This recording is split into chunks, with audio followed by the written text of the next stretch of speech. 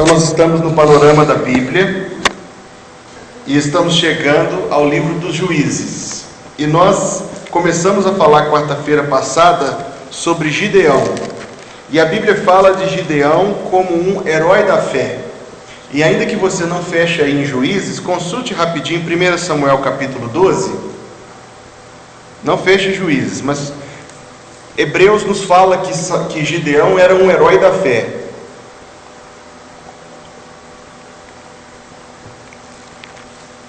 Agora, também fala dele em 1 Samuel capítulo 12.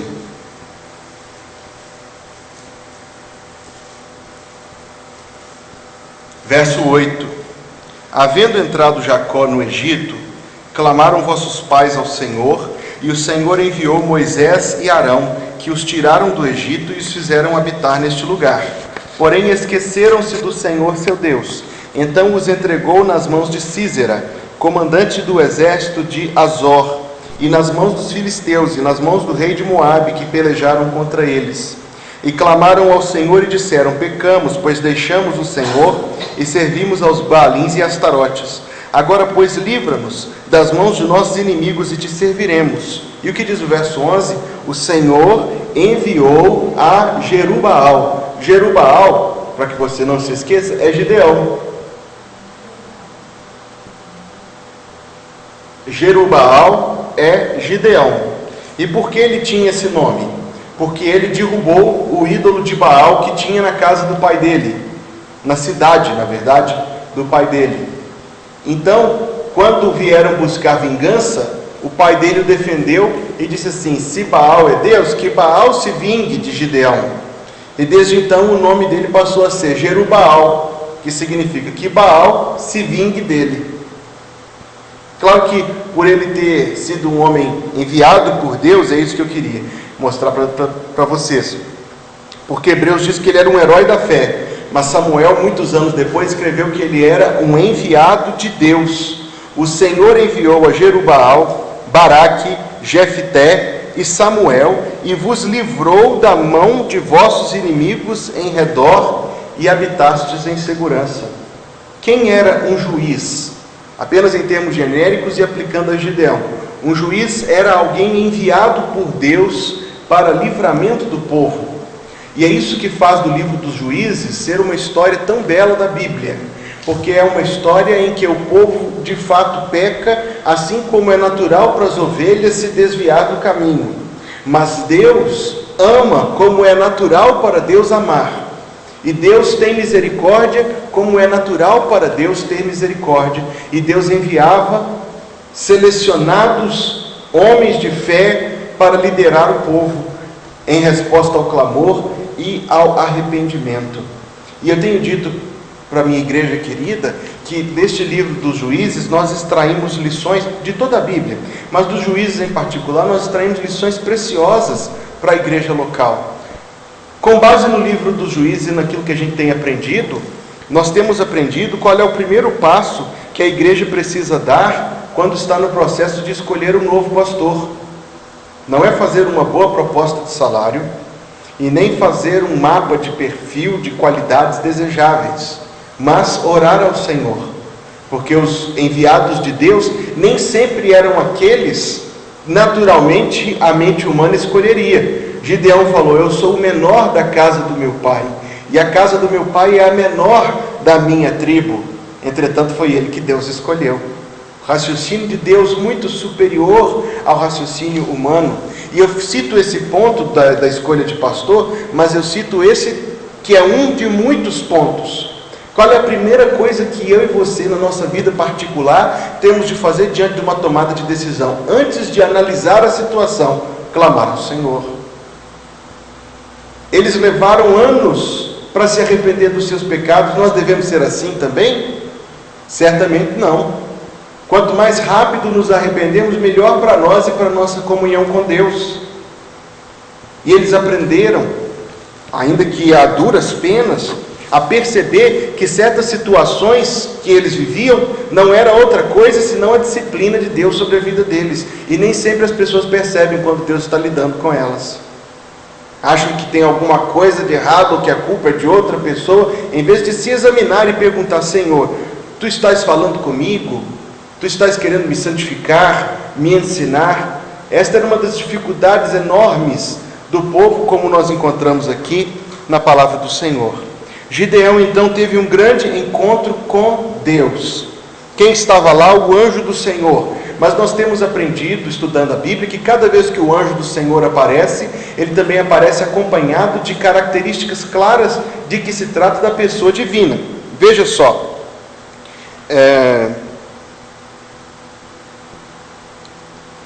capítulo 6, verso número 11.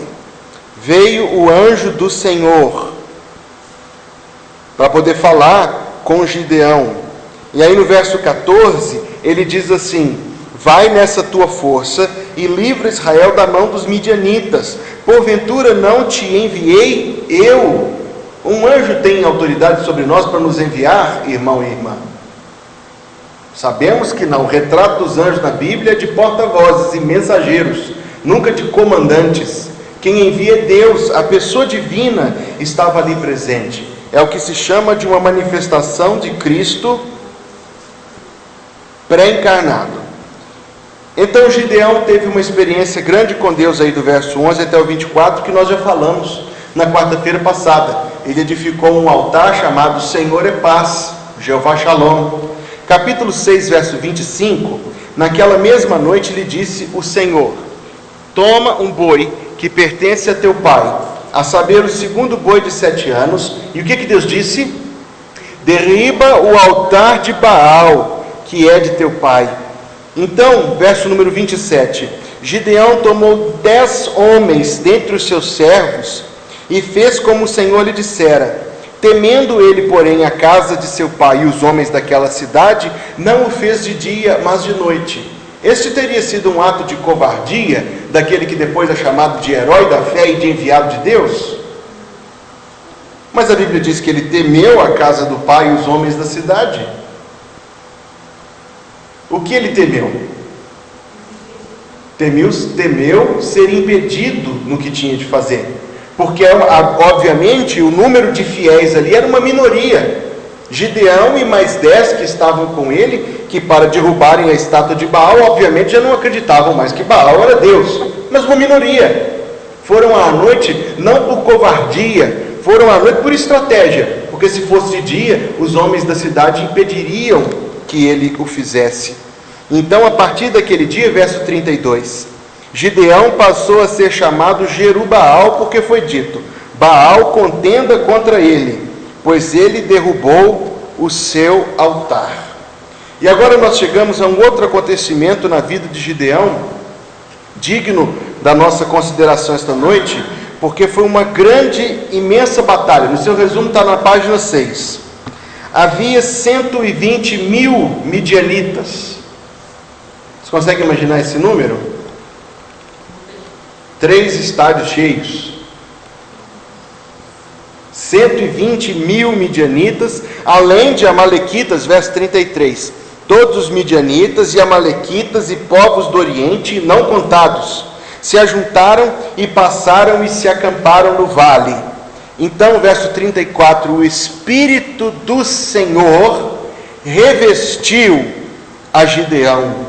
A vinda do Espírito Santo em tempo do Antigo Testamento não é semelhante à forma como ele age na nossa vida hoje, que vimos depois da cruz, da ressurreição e do Pentecoste.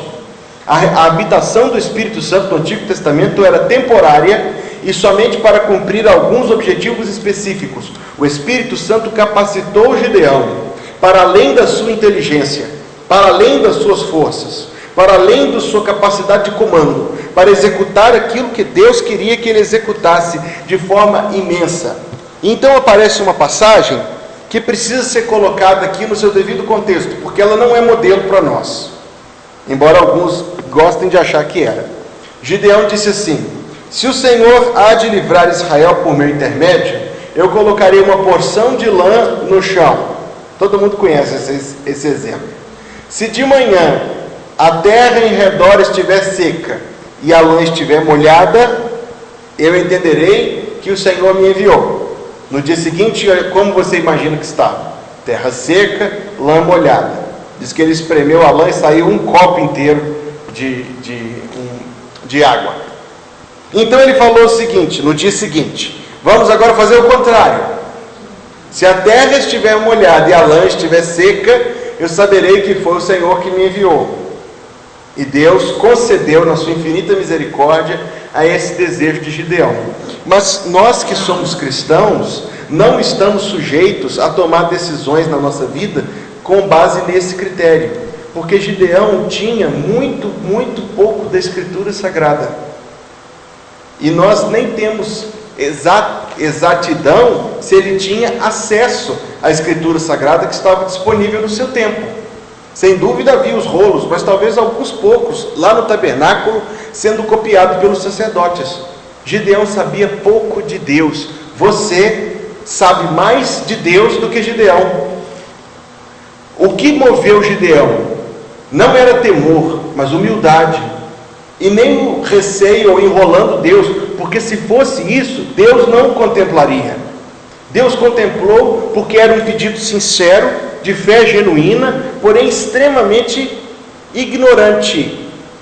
Aquela mulher que disse assim: se eu passar no meio da multidão e tocar as roupas de Jesus, serei curada. Havia poder na roupa de Jesus?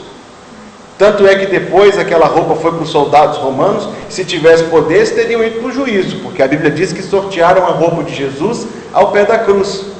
Era uma fé sincera, porém ignorante, ingênua, que tinha pouco discernimento das coisas de Deus, e assim foi o agir de Gideão. Hoje, alguns crentes desejam que Deus conduza com eles da mesma forma, tratando-os como filhos mimados, e desejando que Deus responda por meio de papelzinho que se joga numa cumbuca, ou da leitura avulsa da Bíblia, abrindo a Bíblia em qualquer página para ler.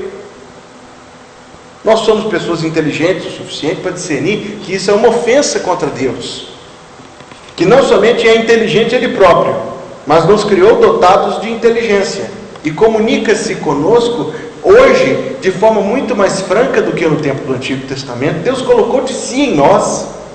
Deus nos dá a sua palavra completa, não para ser lida por sorteios. Então, diante das decisões difíceis, pastor, eu preciso tomar uma decisão difícil, ou à direita ou à esquerda, e para onde eu vou? O desejo, muitas vezes, de transmitir para Deus a decisão, é porque não queremos transmitir para nós a responsabilidade e as consequências que a decisão pode trazer. Isso não devemos fazer. O desejo de Deus é que eu e você cresçamos, não somente a ponto de assumir: eu vou fazer o que fizer, está feito. Não, mas cresçamos também em humildade, em busca do Senhor, em piedade, em discernimento profundamente bíblico das coisas. E digo mais, digo que até os nossos erros Deus fará convergir para a sua glória. Então a gente não precisa ter tanto medo de errar.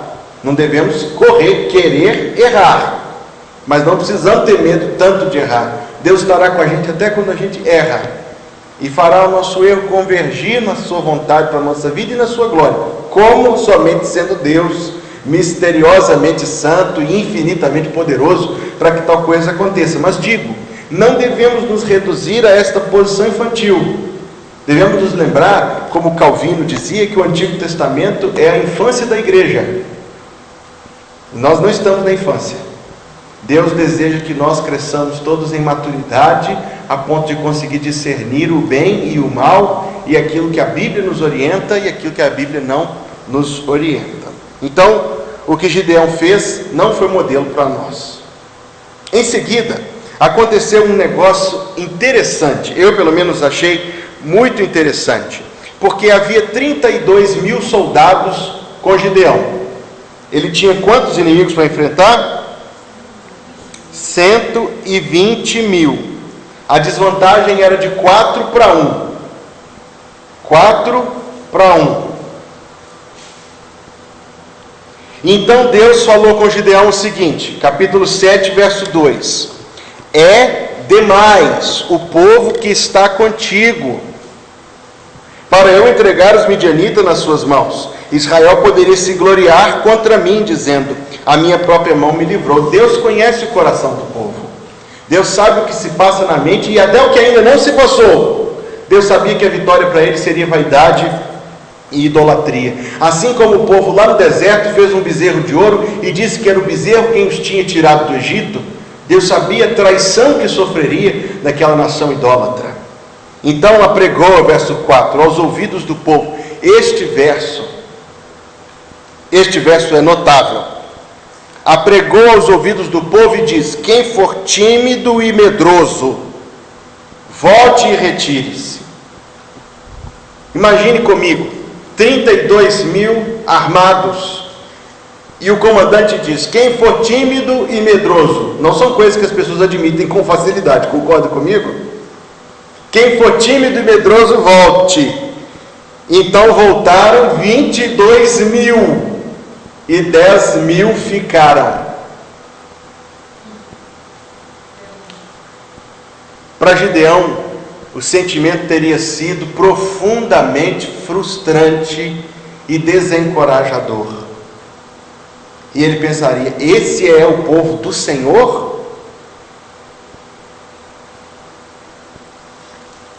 Deus tem uma forma tão maravilhosa de agir, permitindo por vezes que aqueles recursos com os quais contávamos se esgotassem, para que Ele pudesse abrir as fontes da sua própria provisão. Não fosse a fome na terra de Canaã, Jacó nunca mais teria visto novamente o rosto de José. Deus faz esgotar recursos com os quais nós contávamos, para que possamos ver de onde vem a sua bênção. 22 mil homens, pais de família, adultos, armados, disseram o seguinte para o comandante: eu sou tímido, eu sou medroso, eu vou embora. E a debandada é desanimadora, mas ele se apegou à palavra do Senhor. Mas Deus disse assim com ele, verso 4: ainda há povo demais que mente a mente de Deus. No primeiro momento eu disse, eram 120 mil de um lado e 30 mil do outro, a proporção era 4:1. Depois eram 120 mil de um lado e 10 mil do outro, a proporção era 12:1. Grande desvantagem. A chance dessa vitória dar certo era impossível. Qualquer general no lugar de Gideão teria enviado um mensageiro para poder fazer um acordo de paz. Você se lembra que vimos na quarta-feira passada que os midianitas estavam com o desejo de limpar o nome de Israel da face da terra. Cobravam tributos e depois que tinham recebido grande parte da colheita, queimavam o resto. Porque o desejo era extirpar o nome do povo de Deus da face da terra, matá-los de fome. Depois, sem ataque nenhum prévio, se reúnem esses exércitos, porque agora era chegado no coração deles a hora de eliminar o povo de Deus. E Gideão se vê diante desse número e pensou: não tem como fazer acordo de paz. O acordo de paz aqui é morte. Não existe acordo de paz entre a igreja do Senhor Jesus e o mundo. Não existe trégua e não existe zona neutra. O que existe entre a igreja e o mundo é conflito. E a igreja vence pelo evangelismo, pela santificação e pela oração. O mundo vence quando elimina essas três coisas de uma igreja. Aí ele começa a entrar com as suas músicas mundanas, com a sua forma de vida impura, com a sua incredulidade, com a sua insensibilidade. A igreja acaba. A igreja vence pela oração, pela santificação e pelo evangelismo. Gideão sabia que não tinha trégua, mas ele tinha 300 diante de 120 mil. Foi o que sobrou no final. Tinha 10 mil e Deus falou: não, tem muita gente. Então Deus mandou eles tomarem água.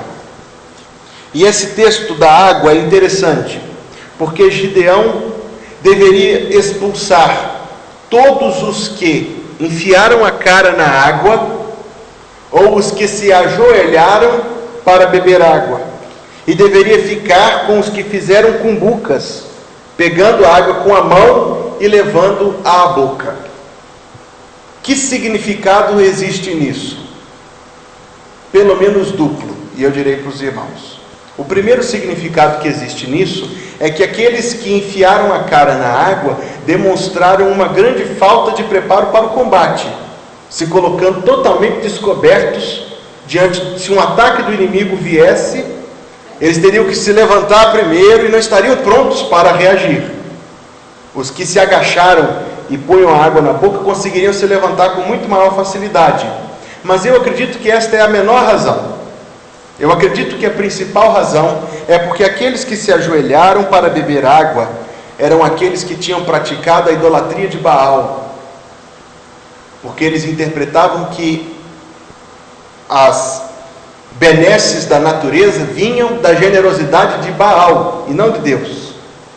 Aparentemente, claro, irmãos, eu não posso afirmar isso categoricamente, mas pelo menos é assim que eu interpreto. Havia certo rito de Baal envolvido ao ajoelhar-se e beber água. Então Deus tirou do meio do povo ou os imprudentes, que é uma forma de interpretar, ou os idólatras. Mas de uma forma ou outra, aquele que é imprudente, aquele que é idólatra, estão desabilitados para o serviço do Senhor. Mais baixas. E eles terminaram com 300. 300 diante de 120 mil, para manter a lógica, é uma proporção de 400 para 1.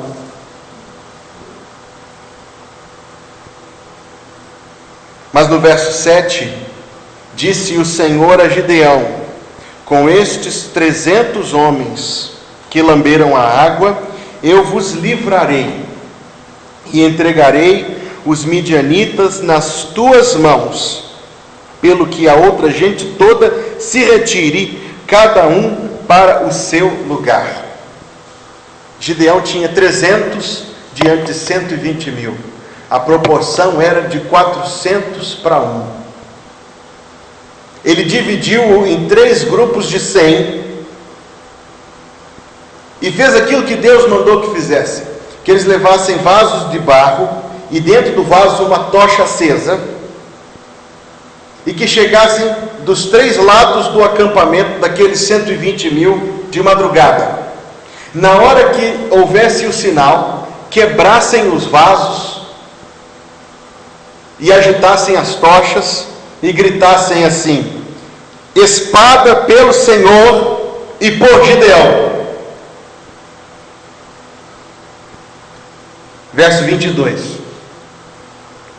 Ao soar das 300 trombetas, o Senhor tornou a espada de um contra o outro, e isto em todo o arraial, que fugiu rumo a Zererá, até Bet-sita, até ao limite de Abel-meolá, acima de Tabate. Eles se puseram a correr, a gritar e a fugir. Verso 21. Permaneceu cada um no seu lugar ao redor do arraial. Os 300 não atacaram. Eles não entraram no acampamento, eles não puxaram espada, ficaram no seu lugar, ao redor de todo o arraial, que todo deitou a correr, a gritar e a fugir. E o que aconteceu ali? Aconteceu ali que Deus instilou naqueles corações incrédulos e cruéis medo tão grande que eles fugiram. Lá no livro dos Provérbios está escrito: aquilo que o perverso teme, isso lhe sobrevém. Capítulo 10, verso 24. Enquanto no capítulo 3 está escrito: não temas o pavor repentino, porque o Senhor será a tua segurança e guardará os teus pés se forem presos. O que Deus fez acontecer ali, por meio daqueles vasos se quebrando, tochas acendendo, gritos e trombetas? Medo. Um medo tão grande tomou conta daquele exército poderoso que eles saíram correndo. Existe uma coisa muito interessante, meus queridos irmãos e irmãs, no pecado que uma pessoa comete, principalmente o pecado que ela comete contra outra pessoa. porque esse pecado deixa uma marca. Eu vou exemplificar com um pecado que na nossa sociedade não é dado muito valor, muita seriedade a ele. Mas uma das piores consequências de mentir é que o mentiroso acha que os outros estão sempre mentindo para ele. E aquela pessoa que tira muita vantagem dos outros pode ficar paranoica em pouco tempo, não confiando em ninguém, com medo que tirem vantagem dela. E o que aconteceu com os midianitas é que o desejo cruel que eles tinham de eliminar o povo do Senhor era tão grande e tão mau, que quando se voltou contra eles, despertou neles um pavor de que fizessem com eles aquilo que eles faziam com os outros. A consciência os acusava, e eles fugiram. E Deus deu vitória. Verso 23. Então os homens de Israel e de Naftali, capítulo 7, verso 23. Então os homens de Israel, de Naftali e Azer e de todo Manassés foram convocados. Agora sim o número aumentou. Mas os medrosos, os idólatras, os imprudentes, os tímidos chegaram depois. Foram convocados e perseguiram os midianitas e obtiveram ali uma grande vitória. Essa vitória não pode ser dita de outra forma, senão como uma estratégia de Deus para alcançar os propósitos de Deus. E que aqui também nós aprendemos quão feliz é viver uma vida em santidade na presença do Senhor. Nós não devemos nos amedrontar diante de oposições ao Evangelho ou oposições à nossa vida cristã, mas devemos crer que o mesmo Deus que foi com Gideão é conosco, e ainda mais, porque Cristo já morreu por nós, já nos deixou o seu exemplo, nós temos a palavra, nós temos a habitação do Espírito Santo. Capítulo 8 vai nos contar um pouco mais sobre a vida de Gideão e vai nos contar algumas atitudes que são incompatíveis com o povo de Deus. Esse, para mim, é o tema do capítulo 8. Atitudes incompatíveis com o povo de Deus. E nos parece que Samuel organizou este capítulo pensando exatamente nisso, e em ressaltar algumas atitudes, ações, comportamentos que não devem estar no nosso meio. O seu resumo está na página 7. A primeira dessas atitudes é a atitude de arrogância. Capítulo 8, verso 1. Então os homens de Efraim disseram a Gideão: que é isto que nos fizeste, que não nos chamaste quando foste pelejar com os midianitas? E contenderam fortemente com ele. Nós vamos continuar a estudar a Bíblia, e nós vamos ver que os efraimitas deram problema para um outro juiz depois de Gideão, chamado Jefté.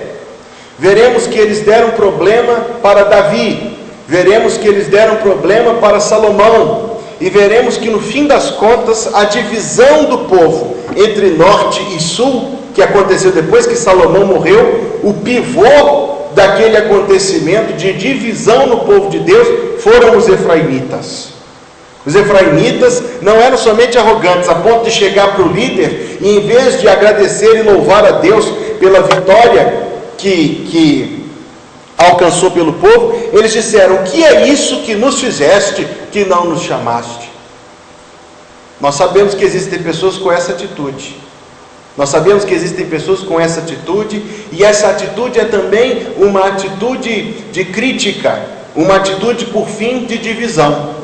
São aqueles que não estão juntos para pagar o preço. E eu quero mostrar para vocês que no verso 24 do capítulo 7, Gideão enviou mensageiros a todas as montanhas de Efraim, dizendo: descei de encontro aos midianitas e impedi-lhe a passagem até o Jordão, até Bet-bara. E aí os homens de Efraim foram quem prenderam, e mataram depois, os dois príncipes dos midianitas.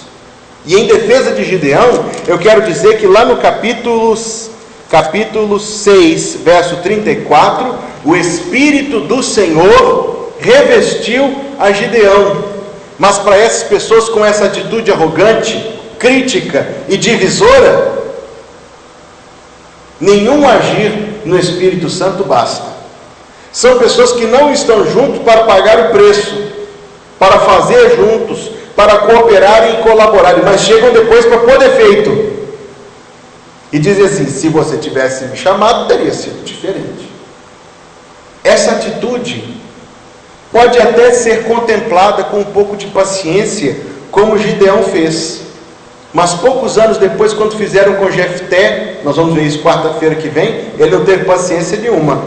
Ele mandou logo disciplinar aquela atitude. Essa atitude é incompatível com o povo de Deus.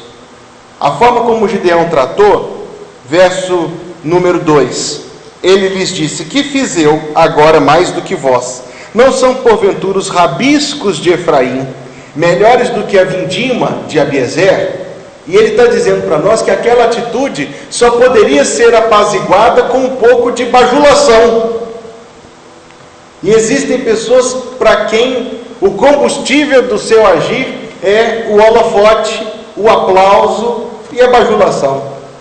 Essa atitude, como eu disse, pode até ser contemplada com um pouco de paciência por um pouco de tempo, mas nunca se deve deixar que se instale no meio do povo de Deus. Verso número 6. Os príncipes de Sucote. O que aconteceu? Aconteceu que alguns homens passaram correndo adiante, e os homens que Gideão estava comandando já estavam cansados, já não tinham mais força para continuar correndo, para continuar defendendo e lutando em favor do povo. Então Gideão mandou mensageiros a uma cidade ali perto, e a mensagem dele era simples. Verso 5: dai-me, peço-vos, alguns pães para estes que me seguem, pois estão cansados, e eu vou ao encalço de Zeba e Salmuna, reis dos midianitas. Veja o que ele pediu. Primeiro, ele pediu um pouco de compaixão e humanidade. Ele pediu comida para quem estava com fome. Mas ele ainda disse mais do que isso, que o que ele estava fazendo era serviço a todo o povo. Mas aqui nós vemos uma segunda atitude que não convém ao povo de Deus. Verso 6: os príncipes de Sucote disseram: porventura tens já sob teu poder o punho de Zeba e de Salmuna para darmos pão ao teu exército? Que atitude foi essa? Foi a atitude de que eles não queriam também se posicionar. Eles disseram assim: olha, você ainda não obteve vitória. Como quem diz, não quero ficar mal com ninguém. Não quero ficar mal com ninguém. É uma atitude perigosa, a de se posicionar ao longo do mundo e a de se isentar na campanha cristã, aquele que se nega a cooperar com o seu irmão que está na luta pelo Senhor, ou que se nega a ajudar o seu irmão que está em necessidade. Há pessoas que gostam, irmãos, de ficar isentas em assuntos onde a isenção não é admissível. E foi isso que eles fizeram. Eles tentaram ficar numa posição confortável, em que eles não tivessem de assumir o risco de tomar uma posição.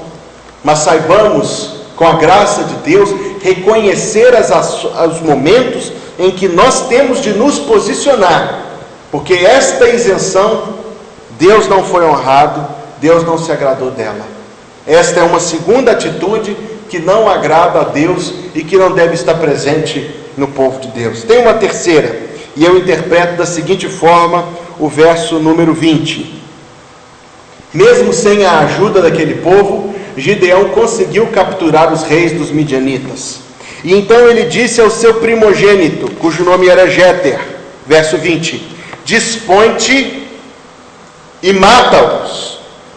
E a atitude de Gideão aqui tem que ser bem entendida, porque eu digo novamente, ele foi um herói da fé, a Bíblia não diz isso?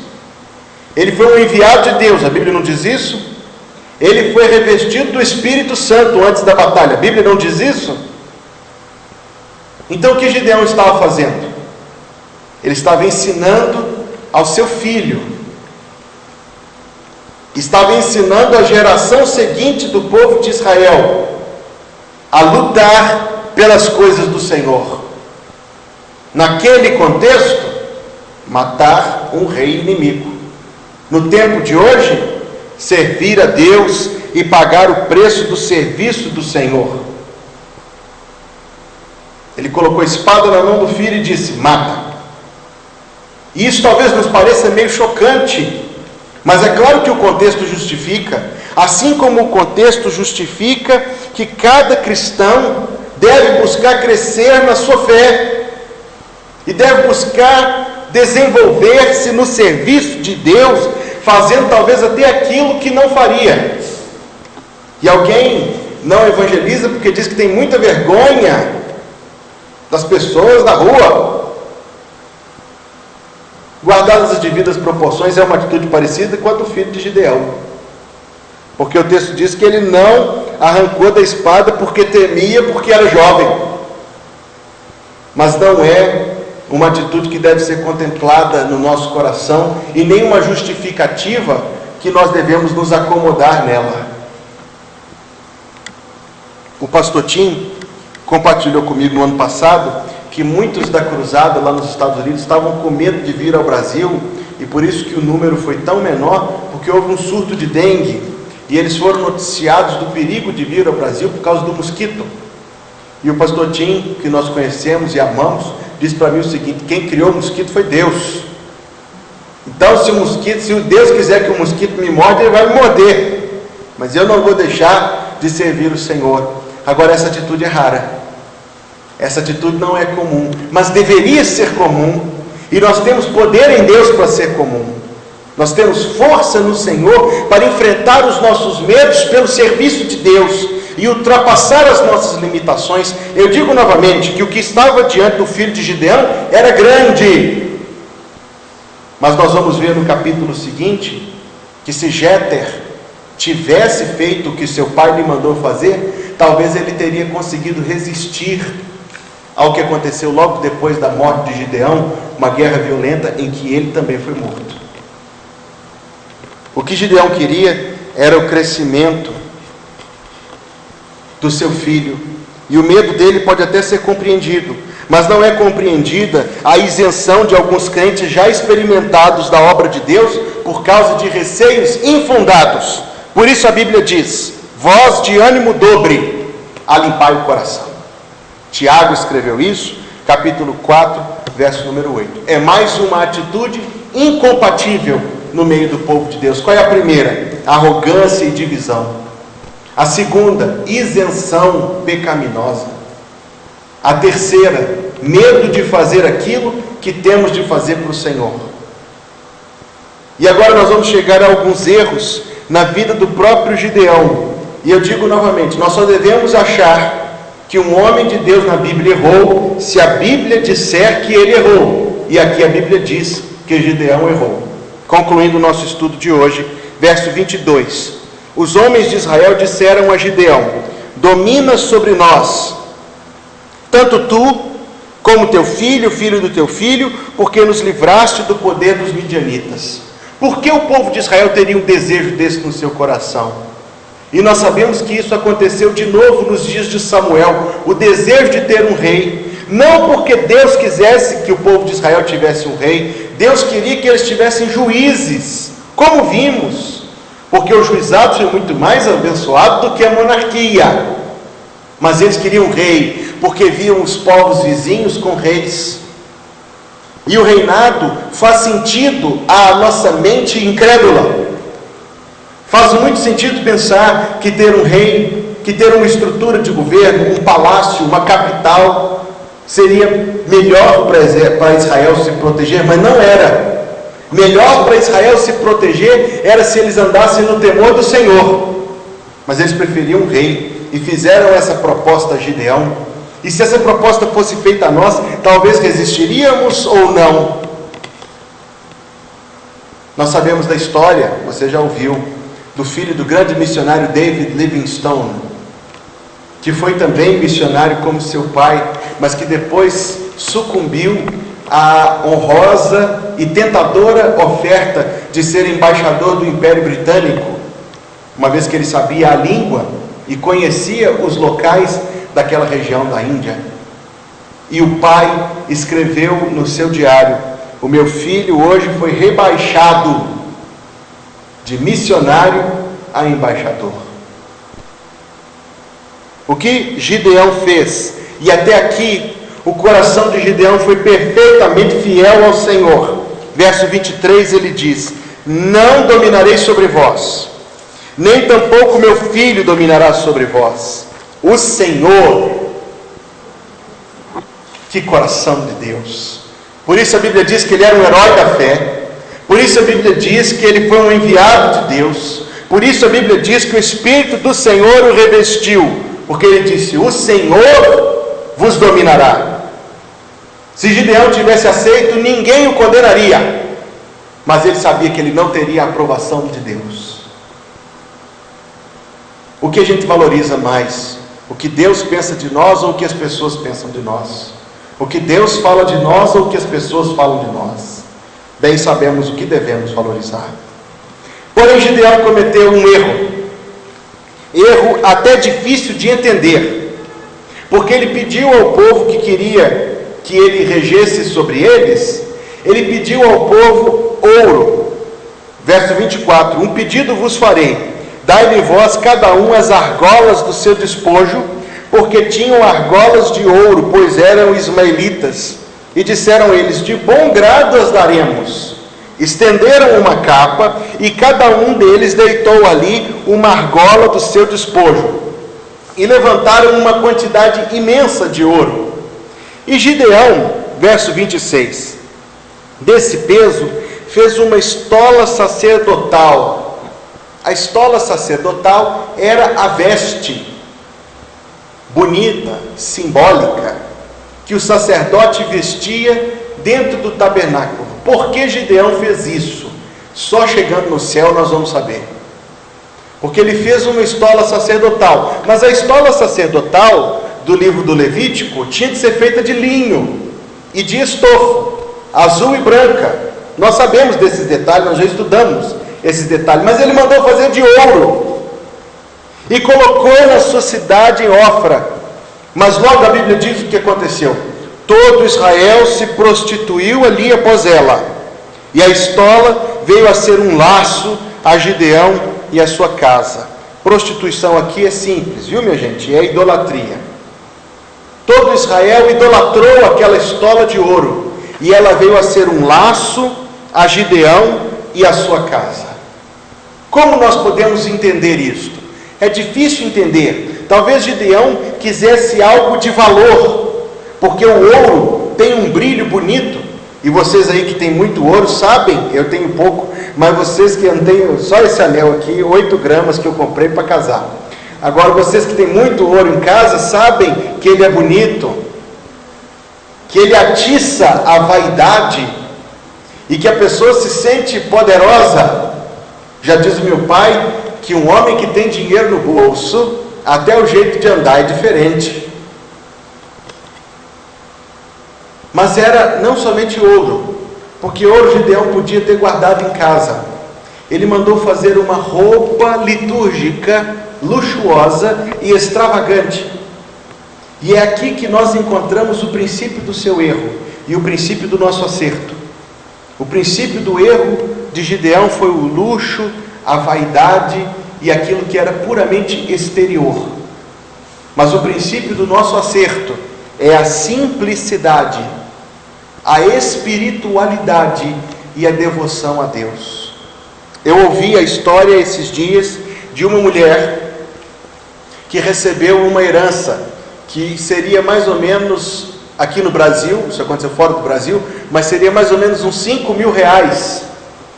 E ela era uma pessoa muito feliz, porque ela não tinha dívida nenhuma para pagar, e ela não estava precisando de nada. Então ela disse ao seu pastor: eu recebi uma herança, mais ou menos 5 mil reais, e o pastor perguntou: e o que você vai fazer com esse dinheiro? Ela disse: já fiz, comprei um anel bonito, de safira, com brilhantes. E o pastor disse que ficou profundamente decepcionado com ela, não porque o pastor quisesse o dinheiro, mas porque se espera de pessoas que têm crescido na sua fé, que elas saibam o que é necessário e o que não é.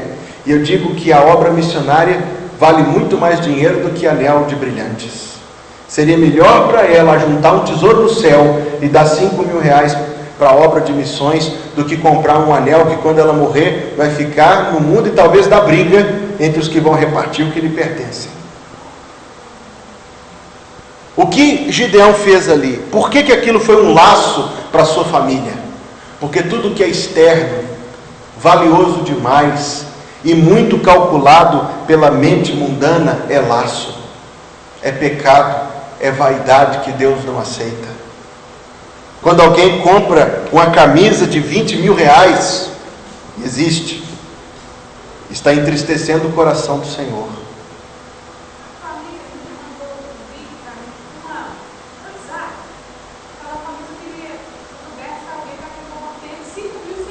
Um tênis de 5.600 reais.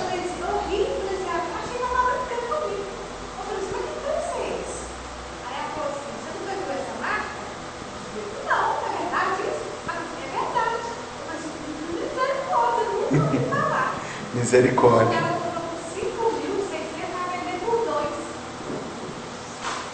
Até 2 está caro, viu, gente? Até 2 está caro. O que eu quero dizer para os irmãos é o seguinte: um princípio no coração crente é que nós não precisamos dessas coisas. Nossa vida é simples porque nós queremos honrar o Senhor. E eu tenho certeza que o que tem no meu coração, e eu falo aqui sem demagogia nenhuma, tem no seu também. Eu prefiro ter um pouco mais para poder dar um pouco mais para a causa do Senhor, do que gastar com essas coisas cujo valor é absolutamente fútil e tolo. Gideão não teve esse discernimento, ele ficou encantado com uma veste de ouro. E eu digo aos irmãos que a igreja que constrói uma casa de oração luxuosa demais comete o mesmo erro que Gideão cometeu. E nós sabemos de histórias em que o prédio se tornou mais importante do que a igreja, e a manutenção do prédio se tornou mais importante que a manutenção da vida. Deus não quer isso para as suas igrejas. Deus quer simplicidade, Deus quer devoção e consagração. Nós sabemos que uma igreja do Senhor pode fazer muitas coisas boas, mas existem coisas boas que tiram tempo, tiram energia e tiram recursos das coisas ótimas que são prioritárias e que devem ser feitas. Ah, pastor, nós queríamos que os bancos da igreja fossem maiores e acolchoados e mais confortáveis, porque a gente ia sentar e dormir. Mas acredito, irmãos, e eu aqui não quero criticar um assento mais confortável, não, mas eu quero criticar um assento que seja luxuoso, dispendioso, e que tire dinheiro da obra do Senhor.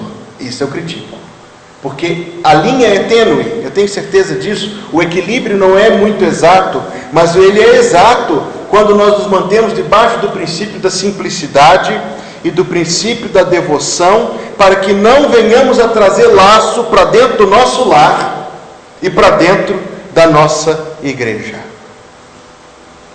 É preciso concluir o retrato de Gideão. Foi um homem de Deus, mas veja que Deus o reprovou em algumas coisas. Deus o reprovou nessa veste, e isso é inconveniente ao povo de Deus. Deus reprovou a sua conduta. No verso 30, Gideão teve 70 filhos, todos provindos dele, porque tinha muitas mulheres, e em nenhum lugar da Bíblia Deus abençoou isso. Quantas mulheres Deus fez para Adão? E para Jesus Cristo? Uma, a igreja. Entretanto, já no livro do Gênesis, nós vimos que o coração humano embotou o plano do Senhor, e alguns homens começaram a juntar para a sua vaidade, para o seu engrandecimento tolo, muitas mulheres. Todos tiveram problemas. A irmã colocou bem. Abraão teve problema dentro de casa. Isaac não teve. Quantas esposas Isaac tinha? Jacó teve problema todos os dias da vida dele. Verdade? O pai do profeta Samuel, Eucana, teve problema dentro de casa. Davi teve problema dentro de casa. E Salomão teve problema mais do que em casa. Salomão teve problema no seu coração, porque não foi sábio nisso. Foi sábio em todo mais, mas não foi sábio nisso. Verso 31, a sua concubina que estava em Siquém, lhe deu à luz um filho, e ele lhe pôs por nome Abimeleque. Abimeleque significa, meu pai é rei. Faleceu Gideão, filho de Joás, em boa velhice, e foi sepultado no sepulcro de Joás. Gideão julgou Israel 40 anos, como diz o verso 28, e venceu o grande exército de ismaelitas, de midianitas, de amalequitas.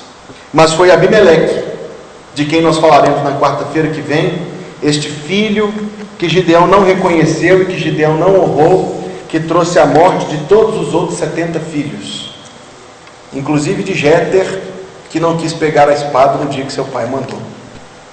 Que Deus nos abençoe, coloque as lições dessa palavra no nosso coração, em nome de Jesus, amém.